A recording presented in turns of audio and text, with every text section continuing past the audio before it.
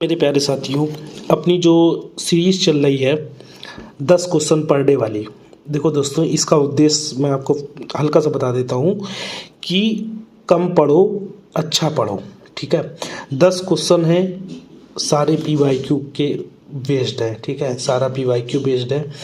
इससे क्या होगा, आपको आइडिया लगेगा कि पेपर में कैसा क्वेश्चन आता है, कहाँ कहाँ ट्रिक काम करती है, कहाँ कितना क्वेश्चन रिपीट होता है, ये सारी चीज़ आपको पता चलेगी। ठीक है, 10 क्वेश्चन इसलिए लिया है दोस्तों कि अगर आप सुबह 5 मिनट 7 मिनट का ये वीडियो देख लेते हैं तो आपको एक आइडिया होने लगेगा कि यार इस तरह का क्वेश्चन जो है हमारा BPSC में आता है, और संभावना रहती है कि 72वीं में भी इसी तरह का आएगा, क्योंकि मैं आपको कुछ चीज़ें दिखाऊंगा कि देखो कितना क्वेश्चन रिपीट हो रहा है। ठीक है, तो समय बर्बाद नहीं करते हैं। तो अभी तक मैं अपने नोट्स से पढ़ा रहा था, मुझे लगता है ज़्यादा लोगों को पसंद नहीं आया है वो, तो मैं पेपर के माध्यम से करा देता हूँ। ठीक है, अभी BPSC का करा रहा हूँ, धीरे धीरे जो है BPSC के ही जितने भी एग्ज़ाम हुए हैं उन सभी के क्वेश्चंस कराऊंगा।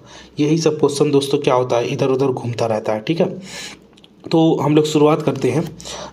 मैंने ये जो है ये आपका 71वीं BPSC का पेपर है। ठीक है, 71वीं BPSC का पेपर है और इसको हम समझेंगे। ठीक है, एक स्टूडेंट के पॉइंट ऑफ व्यू से मैं आपको सारी चीज़ें समझाऊंगा कि मैं जब इस क्वेश्चन को टिक करता हूं तो कैसे करता हूं। तो समय बर्बाद नहीं करते, हम लोग शुरू करते हैं। दोस्तों, एक क्वेश्चन हमारा जो है ये 71वीं BPSC का पेपर है। ठीक है, आप लोग डाउनलोड करके देख सकते हैं। ठीक है, मैंने पीछे से स्टार्ट किया है 150 क्वेश्चन से। ठीक है, तो इसमें बेसिकली क्या है कि ये जो मान लीजिए हम आज 10 क्वेश्चन करेंगे, इसमें जो ये हमारा पहला क्वेश्चन है कि पौधों में जाइलम निम्नलिखित क्या कार्य करता है, मतलब जो है किस लिए जाइलम जो है पौधों में किस लिए जिम्मेदार होता है। तो देखो दोस्तों, अगर मैं आपको एक चीज़ बताऊं तो ये क्वेश्चन सीधा रिपीट है 66 BPSC से। आप 66 BPSC का बायो का क्वेश्चन जो है जब देखेंगे तो लगभग 10 क्वेश्चन के आसपास आया है, 10 से 11 क्वेश्चन के आसपास है। तो उसमें जो है आपको ये क्वेश्चन मिल जाएगा, सीधा सीधा मिलेगा, कोई बदलाव नहीं है, वहाँ से उठाया यहाँ पे रख दिया। इसलिए मेरा उद्देश्य है कि आपको जो है PYQ पूरे करा दूँ। तो इसका जो आंसर है वो है कि पानी और घुले हुए खनिजों को ये पौधों में पहुंचाता है, उसका परिवहन करता है। ठीक है, और जो 66 BPSC में था वहाँ पे खनिज की जगह लवण शब्द था, पानी और लवण को जो है आगे पहुंचाता है। ठीक है, तो ये क्वेश्चन आपको ध्यान रखना है कि पौधों को जाइलम से लेके रिलेटेड जो है हमारा एक क्वेश्चन आया था। बस आपको कुछ चीज़ें ऐसे ही ध्यान रखनी है ताकि आपको जब रिपीट क्वेश्चन होगा ना तो आपको फ़ायदा हो जाएगा। ठीक है, अब हम लोग अगला क्वेश्चन करते हैं। हमारा अगला क्वेश्चन है दोस्तों कि माइक्रोलाइजा के संबंध में पौधों का लाभ है। देखो, इस क्वेश्चन को अगर मैं आपको अपना बताऊं, अगर आप इस क्वेश्चन के वो देखेंगे, आंसर्स देखेंगे, देखिए आप आंसर्स देखेंगे तो आपको लगेगा कि सुरक्षा ये हो सकता है, सुरक्षा, भोजन।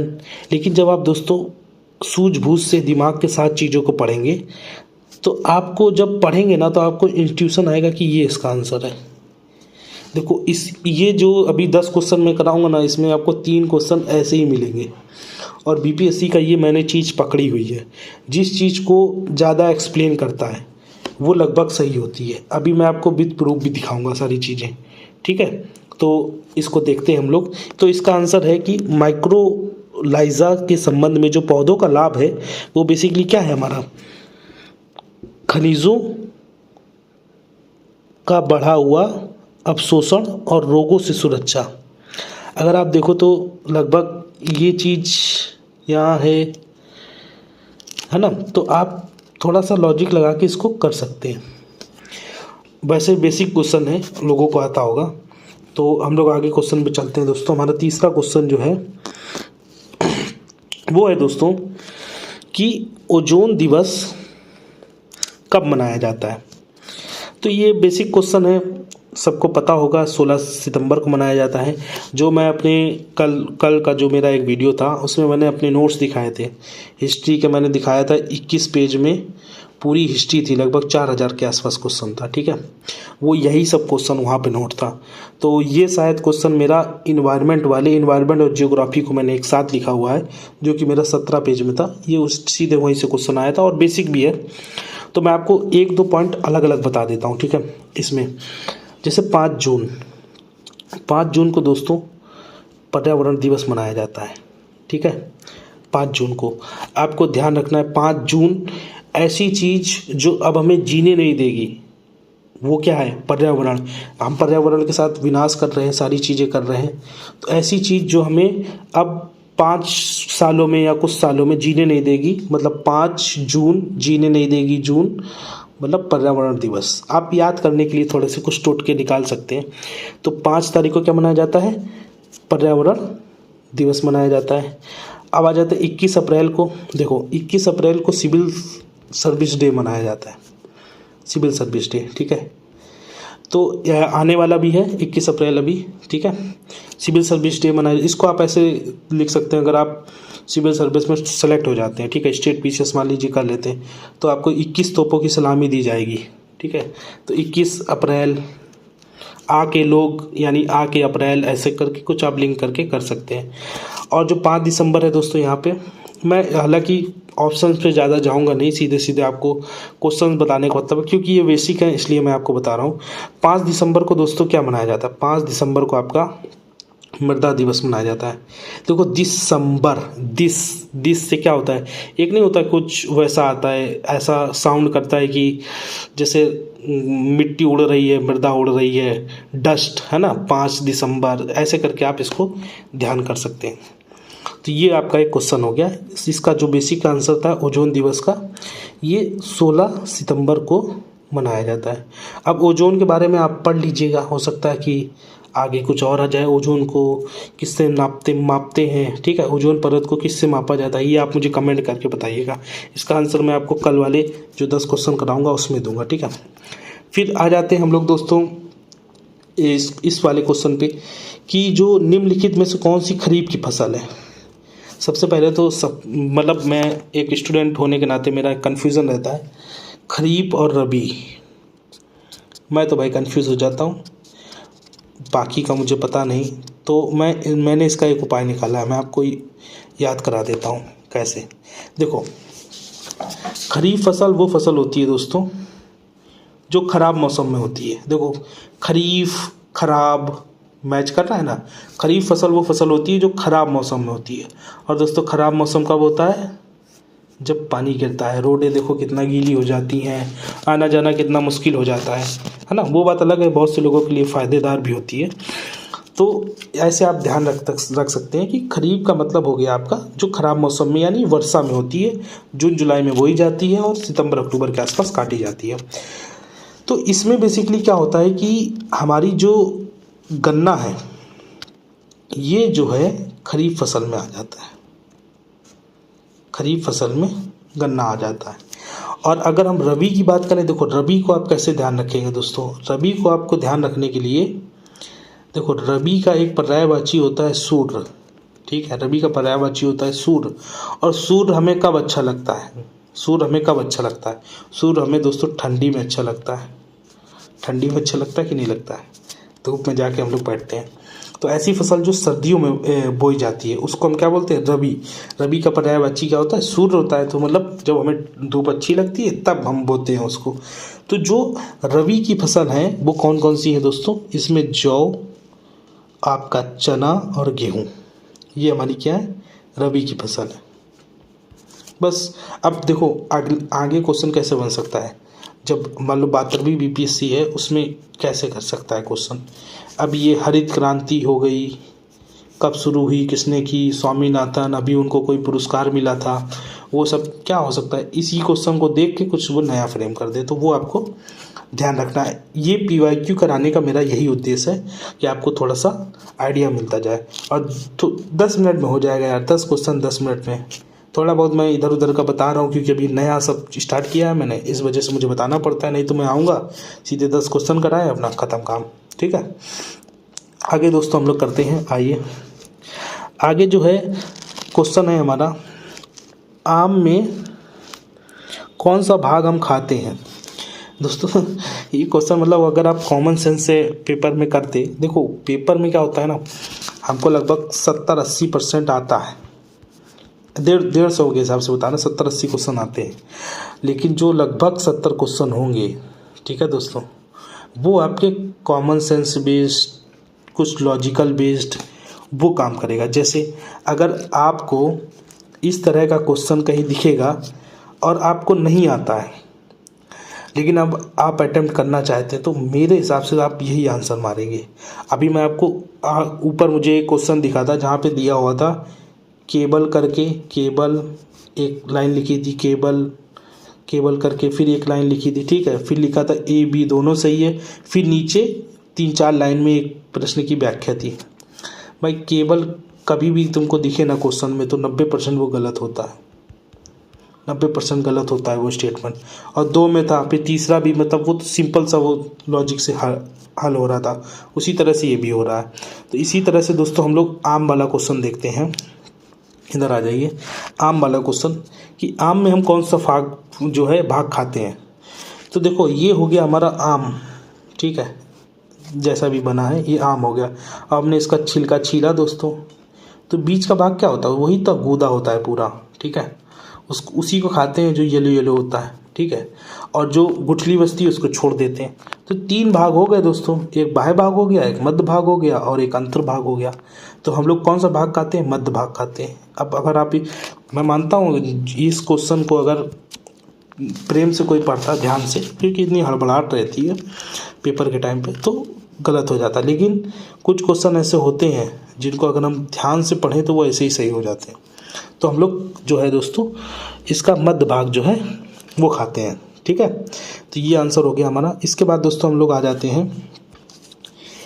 विलुप्त होने वाली प्रजाति क्या कहलाती है। देखो इसको आप ऐसे समझ सकते हो, एक आपको अब ये ध्यान रख लेना है, IUCN का फुल फॉर्म ध्यान रख लेना है, ठीक है, ये आप मुझे कमेंट करके बताइएगा। और जो दुर्लभ प्रजातियां होती हैं, ये रहा, दुर्लभ प्रजातियां जो होती हैं वो दोस्तों क्या होती हैं, इनकी संख्या कम है, ठीक है, लेकिन ये संकट में है, यानी कि संख्या भी कम है और संकट में भी है, उन्हें क्या बोलते हैं हम लोग, दुर्लभ बोलते हैं। और इसके बाद दोस्तों आपका ये जो होती है ये लुप्तप्राय प्रजाति। लुप्तप्राय प्रजाति का मतलब ये होता है सिंपल सा दोस्तों कि इनके जो प्राकृतिक आवास हैं वो ख़त्म हो गए हैं, अब वो वहाँ नहीं पाई जाती हैं, लेकिन कुछ मात्रा में इनकी संख्या अवेलेबल है, बहुत कम मात्रा में, उन्हें हम कहते हैं लुप्तप्राय, मतलब लुप्त होने की प्रक्रिया में है, ख़त्म ही होने वाली हैं, विलुप्त हो जाएंगी ये, ठीक है। जैसे विलुप्त से एक सीढ़ी ऊपर जाओ तो लुप्त प्राय हो जाएगा, ठीक है। तो वो क्या होगा कि आपका जो है विलुप्त होने वाली से एक सीढ़ी कम, आप समझने के लिए ऐसे समझ सकते हैं, तो उसको कहते हैं हम लोग लुप्त प्राय। यानी कि ये जो प्रजाति होती है ज़्यादातर मतलब चिड़ियाघर वगैरह में पाई जाती हैं, क्योंकि इनके जो प्राकृतिक आवास होते हैं, सारी चीज़ें होती हैं, तो वो क्या होती हैं आपकी ख़त्म हो चुकी होती हैं, बहुत कम वहाँ पे वो सस्टेन कर सकते हैं। इसलिए सरकार क्या करती है, उनको चिड़ियाघर और इन सब जगह पे लाकर रख लेती है और उसे एक आर्टिफिशियल इन्वायरमेंट देने की कोशिश करती है ताकि वो जीवित बनी रह सके, तो उन्हें बोलते हैं हम लोग लुप्त प्राय। तो इसका आंसर दोस्तों लुप्त प्राय ही था, ठीक है, ये आपको ध्यान रखना है।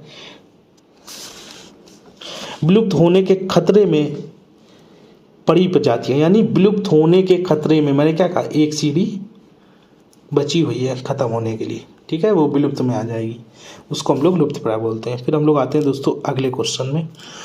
अगला क्वेश्चन देखो दोस्तों क्या है कि आपको जो है ये दिया हुआ है क्वेश्चन आपका कि पौधों के वर्गीकरण में संवहनी ऊतकों की विशेषताओं का उपयोग करने वाले पहले व्यक्ति कौन थे। तो दोस्तों इसका जो आंसर है वो APD कोडोले करके हैं। देखो इनका नाम हल्का सा अजीब है, आपको ये रटना पड़ेगा, तो आप ये रट लीजिए, ठीक है। कुछ चीज़ें हैं दोस्तों जो आपको ध्यान रखनी पड़ेंगी अगर आप दोबारा चाहते हैं कि रिपीट जब क्वेश्चन हो तो आप अच्छे से कर सके। आप देखो, और जो है जी जो वर्गीकरण है, पौधों का वर्गीकरण, ये टॉपिक आप देख लीजिएगा, ठीक है। आगे भी देखो, मैं आपको एक इसका इंडेक्स भी दिखाऊंगा एक वीडियो में, आप लोग बताइएगा कमेंट करके। बीपीएससी में आपके 3 सब्जेक्ट 4 चीज़ें, एक करंट अफेयर्स भी जोड़ लीजिए, लगभग दोस्तों 100 क्वेश्चन आ जाते हैं इनसे। मैं आपको बताता हूँ, बड़ा इंटरेस्टिंग है, मैंने इस पर देखा है चीज़ों को। हिस्ट्री लगभग 25 से 30 क्वेश्चन दोस्तों, ठीक है। साइंस से लगभग 30 क्वेश्चन, और आपका करंट अफेयर्स से लगभग 30 क्वेश्चन। मैं लगभग शब्द लगा रहा हूँ दोस्तों, ठीक है। ये थोड़ी बहुत संख्या 2-3 ऊपर नीचे होता है, इससे ज़्यादा नहीं होता है। तो आप सोचिए 30 30 60 30 23 90। बिहार विशेष से कम दोस्तों 20 क्वेश्चन आता है, 110 क्वेश्चन हो गया दोस्तों, समझ गए, केवल इन 3 सब्जेक्ट से। तो साइंस को आपको अच्छे से देखना पड़ेगा। साइंस का दोस्तों 30 क्वेश्चन आता है, ठीक है। तो ये आपको अच्छे से करना ही पड़ेगा। तो ये जैसे ये वर्गीकरण वाला टॉपिक, आप घटना चक्र से, मैं आपको आसान तरीका बताता हूँ। पीवाईक्यू तो देखते ही रहिए, घटना चक्र में जाइए, पौधों के वर्गीकरण का चैप्टर उठाइए, लगभग 50-70 के आसपास क्वेश्चन होंगे, जितने भी हों आप उनको कर लीजिए, ठीक है। कोई भी क्वेश्चन आएगा, अगर वो आपके 70 का कॉन्सेप्ट क्लियर है, केवल क्वेश्चंस का आंसर का, आप इस टॉपिक से क्वेश्चन कर लेंगे, ठीक है। बाकी आप सोचेंगे पूरा हम बैठ के पढ़ेंगे, तो मुझे नहीं लगता अब उतना समय बचा हुआ है। तो कुछ चीज़ें आपको अब जो इम्पोर्टेंट है वो आपको आसानी से करनी पड़ेंगी। एक चीज़, अगला क्वेश्चन जिस पे हम लोग चलते हैं कि निम्नलिखित में से कौन सा एक नॉनसेंस कोडन है। ये दोस्तों मैं आपको बताऊं तो आप बस याद कर लीजिए, इसका आंसर ये है UAA, ठीक है। ये आप याद कर लीजिए, ठीक है। इसके बारे में देखो, मैं ईमानदारी से बताऊं तो मुझे ज़्यादा जानकारी नहीं है, ठीक है। तो ये आप ध्यान कर लीजिएगा, अगर बाई चांस रिपीट होता है क्वेश्चन, संभावना रहती है रिपीट होने की को पेपर में, तो आप इसी को टिक कर दीजिएगा, ठीक है। बाकी आप थोड़ा बहुत अगर साइंस बैकग्राउंड से, तो आप इसको देख लीजिएगा।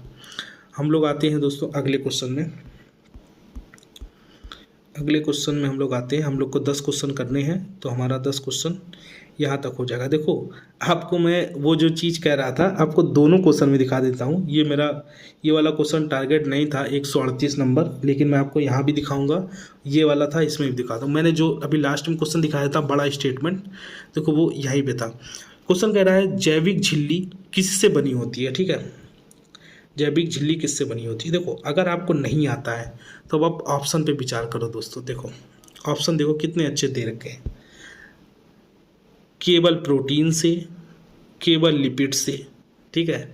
देखो, ये मैं यूपीएससी के जो पेपर्स का मेरा एनालिसिस है, उसके आधार पे मैं केवल वाले आंसर्स को हटा देता हूँ, ये सही नहीं होते हैं। उपरोक्त में से कोई नहीं, तो ये नहीं होगा, क्योंकि इसका एक्सप्लेशन ज़्यादा है। ये देखिए आप, अगर हमें किसी चीज़ को, बात को पूछना है, बताना है, तो थोड़ा तो एक्सप्लेन करना पड़ता है। ये देखिए, इसका आंसर यही है, ठीक है, कि जैविक झिल्ली जो है किससे बनी होती है, लिपिड और प्रोटीन के विभिन्न संयोजन जो प्रत्येक प्रजाति, कोशिका प्रकार और अंग के लिए विशिष्ट होते हैं, उनसे बनी होती है। अब आप देखो, लिपिड भी इसी में आ गया और प्रोटीन भी इसी में आ गया, यानी कि अधिक संभावना हो जाती है कि आपका ये क्वेश्चन का आंसर ये होगा। देखो, मैं ये नहीं कह रहा हूँ कि आपको सब मतलब इस तरह से करना है। अगर मान लो आप बॉर्डर पे हैं कट ऑफ के, ठीक है, मतलब पेपर देते टाइम ये चीज़ पता चल जाती है कि मेरा कितना क्वेश्चन सही होगा, कितना नहीं होगा। अगर आप बॉर्डर पे हैं, तो अगर आप वहीं पे छोड़ देंगे तो आप क्या होगा, बाहर होने की संभावना आपकी हो जाएगी। तो आप इस तरह का थोड़ा सा, जो सही होने के बहुत करीब होते हैं ऐसे गेस, वो आप ले सकते हैं। ये मैं आपको बताना चाह रहा हूँ। तो आपका आंसर ये हो जाएगा, जैविक झिल्ली का। अब यहाँ पे देख लीजिए आप, ये हालांकि ये अपने 10 क्वेश्चन में शामिल नहीं था, लेकिन मैं आपको बता देता हूँ, दिख गया है तो आप केवल और केवल बस इस पर विचार करो दोस्तों। 2 मिनट वीडियो पॉज करो और विचार करो। PHBB का ये जो पूरा फुल फॉर्म पूछा है, उस पर विचार करो। क्या आपको नहीं लग रहा ये ज़्यादा एक्सप्लेन किया हुआ है, ब्रैकेट, ये सारी चीज़ें, है ना। आप देख लीजिएगा थोड़ा सा इसको। बाकी आपको देखो पढ़ना तो है ही है, लेकिन अगर आप कुछ क्वेश्चन जो आप छोड़ के आ रहे हो, और आपका सिलेक्शन तब भी नहीं होना है, और अगर आप करके आ रहे हो तब भी नहीं होना। लेकिन अगर आप गेस थोड़ा सा सही से कर लेते हो तो चांसेस थोड़े बढ़ जाते हैं। तो हमारा जो 10वां और लास्ट क्वेश्चन है दोस्तों वो ये है कि संक्रमण के जवाब में बनने वाली पहली इम्यूनोग्लोबुलिन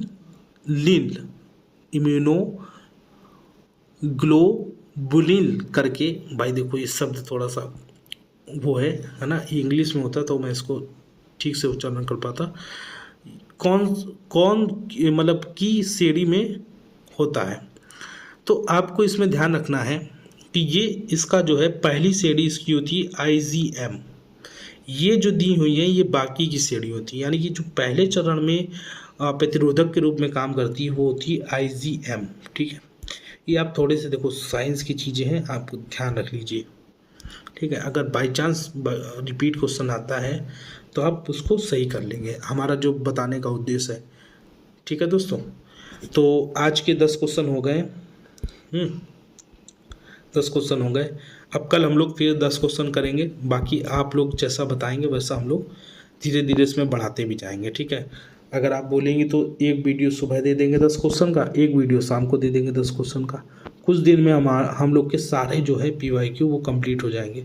बस कुछ नहीं तो आपके दिमाग में क्या होगा, सारी चीज़ें जो है आपके दिमाग में जाने लगेंगी कि भाई जाइलम से क्वेश्चन आया था, ठीक है, ये रिपीट क्वेश्चन था। इसके बाद जो है ओजोन दिवस से क्वेश्चन आया था, ओजोन के बारे में आ सकता है, पौधों के वर्गीकरण से क्वेश्चन आया था।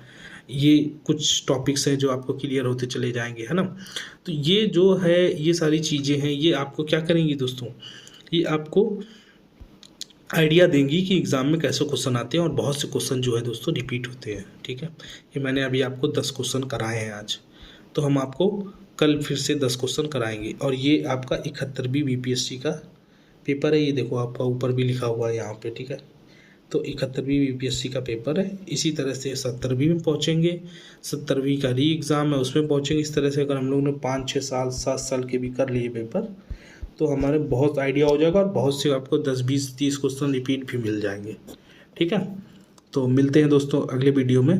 बाकी आप कमेंट में राय बताइएगा थोड़ी सी अपनी, कैसा है, क्या आपको और जानकारी इसमें चाहिए तो मैं उसमें ऐड कर सकता हूँ, मुझे बताने में कोई दिक्कत नहीं है। आपके दिमाग में चीज़ें बनी रहें, इसी वजह से मैं जो है लिमिटेड चीज़ें बताने का कोशिश करता हूँ। ठीक है, तो बताइएगा जैसा हो। नमस्कार साथियों।